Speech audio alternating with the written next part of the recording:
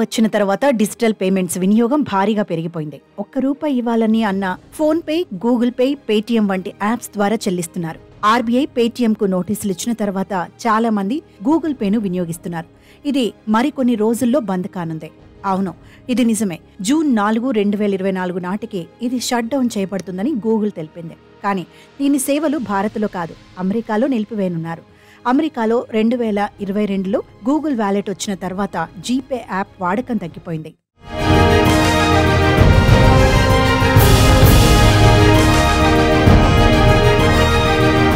ఈ క్రమంలో ప్రతి వినియోగదారుడికి మొదటి ఎంపికగా గూగుల్ వాలెట్ మారింది. దీంతో అమెరికాలో పాత గూగుల్ పే యాప్ను నిలిపివేయాలని నిర్ణయం తీసుకున్నారు. అంటే ఇప్పుడు దాని పాత వెర్షన్ పనిచేయదు. ఆండ్రాయిడ్ హోమ్ స్క్రీన్లో కనిపించే జీపే యాప్ చెల్లింపులు, ఫైనాన్స్ కోసం ఉపయోగించబడిన పాత వెర్షన్ ఉండదు. అయినా భారతదేశం, సింగపూర్ వినియోగదారులు మాత్రం ఆందోళన చెందాల్సిన అవసరం లేదని సంస్థ ప్రకటించింది. గూగుల్ తన వినియోగదారులకు ఎప్పటికప్పుడు అప్డేట్లను అందజేస్తూనే ఉంటుందని పేర్కొంది. అంటే అమెరికా వినియోగదారులకు ఈ యాప్ ఇక నుంచి పనిచేయదు. అంతేకాదు, గూగుల్ పీర్ టు పీర్ చెల్లింపులను కూడా నిలిపివేసింది.